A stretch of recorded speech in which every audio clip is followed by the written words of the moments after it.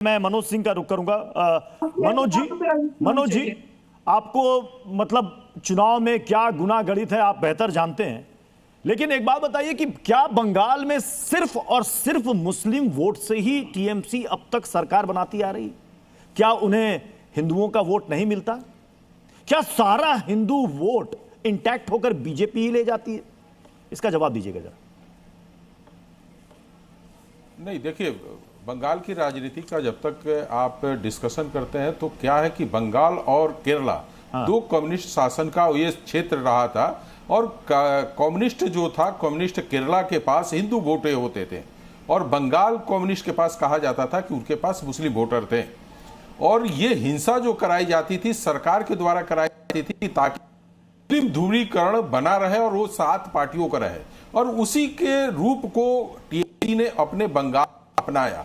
बंगाल में ऐसा नहीं है कि टीएमसी के पास हिंदू वोटर नहीं है। हिंदू वोटर नहीं है तो जो कलकत्ता प्रेसिडेंशियल जो कहा जाता है, जहां पे 105 सीटें हैं, वहां पे 90 सीटें जीतकर कैसे आ सकती है? तो उसके साथ हिंदू वोटर हैं। माँ माटी और मानुष की जो बात उन्होंने कहा था, तो बंगाली अस्मिता को लेकर वो समेटना चाहता वोटर था, और वो डर किसका था कि भारतीय जनता पार्टी आएगी तो मुस्लिमों को देश से बाहर निकाल देंगे, यानी बांग्लादेश भेज देंगे। तो इस डर को मुसलमानों के अंदर टीएमसी ने बनाए रखा और अपने हिंदू वोटरों को क्षेत्रीयता के नाम पर उसको बना के रखा। लेकिन ये सारी चीजें इस बार बदलते हुए दिख रही है। दिखने का कारण क्या है कि जो पिछली गलतियां भारतीय जनता पार्टी ने बंगाल में की थी, उस पर एक एक चीजों पे सुधार किया उन्होंने। सबसे पहले उन्होंने क्या किया कि जो एग्रेसिव कैंपेनिंग था उनका 2021 को, उसको उन्होंने डाउन किया कि हमें एग्रेसिव कैंपेनिंग नहीं करना है। उससे क्या होता है कि जो लोकल माने बंगाली कहिए, बांग्ला भाषी जो कहिए, वो डरते थे और पोल तक नहीं जा पाते थे। तो उसको कैंपेनिंग को धीरे किया। अभी टीएमसी की एक रणनीति है कि भाई किसी तरीके से हिंसा हो, लोग आगे आए, जिससे क्या होगा कि टीएमसी के कार्यकर्ता जो है वो बहुत एग्रेसिव है। वो लड़ना जानते हैं कि मुझे चुनाव में लड़ना है, और लड़कर जब आगे बढ़ेंगे तभी हिंदू वोट कम होगा और पोल जो होगा भी वो हमारे। ये बंगाल का सियासी मिजाज बहुत समय से यही चला आ रहा है। मैं स्वयं पुरोहित जी हमारे साथ जुड़ चुके हैं फिर से।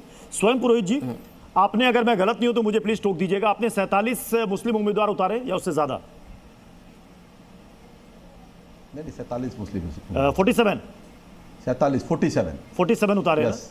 तो बंगाल में मुस्लिमों की आबादी कितने प्रतिशत है सर?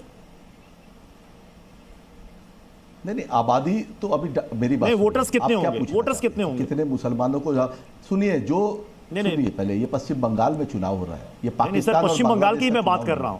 मेरी बात आपने 47 बिहार का चुनाव नहीं है, आप मेरी बात सुन लीजिए।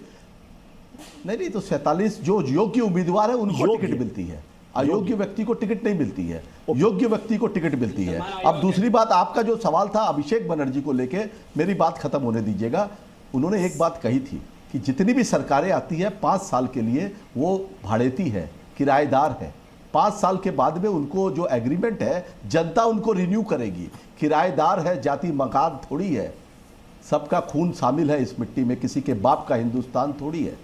तो किसी के बाप का हिंदुस्तान नहीं है ये। हिंदू, मुसलमान, यूजीसी, ब्राह्मण, बनिया, गुजराती, मारवाड़ी, बिहारी, इसमें मत बांटो। पश्चिम बंगाल में रहने वाले जितने बंगाली हैं वो सब बंगाली हैं। बंगाल में रहने वाला मैं मारवाड़, मेरे पुरखे दादा परदादा आए यहाँ पर 1930 में। उस समय देश की राजधानी हुआ करती थी कलकत्ता, तब हम लोग आए यहाँ पे, व्यवसाय किए, स्टेबल हुए। जो सर बंगाल में रह गया वो तो बंगाली है, गर्व से कहेगा कि मैं बंगाली हूं। जो बंगाल में रह गया गर्व से कहेगा। लेकिन मेरा जो मूल सवाल था सर, आप बोल एकदम, तो ये ऐसा क्यों बोलते हैं? मैं कह रहा हूं कि जितने फीसदी मुसलमान है सर, कम से कम उतने फीसदी जो सवाल है ना, टिकट मिलने की अपेक्षा आपसे रखते हैं। इतना ये मुसलमान और हिंदू ऐसा, अब आप कह रहे हैं योग्य नहीं है। क्या पूरे पश्चिम बंगाल में मात्र 47 ही योग्य आपको मुस्लिम उम्मीदवार मिले, उससे ज्यादा नहीं? कांग्रेस को कैसे 70 से ज्यादा मिल गए? आप अरे भाई मेरी बात सुन लो, 70, 75, 100, 200, 294 खड़ी कर रहे ना हुमायूं कबीर। जनता मैंडेट दे देगी, हमें जो जीतने वाला उम्मीदवार है उसको टिकट देंगे ना। वो जीत सकेगा टिकट को। आप बोलने से थोड़ी होता है।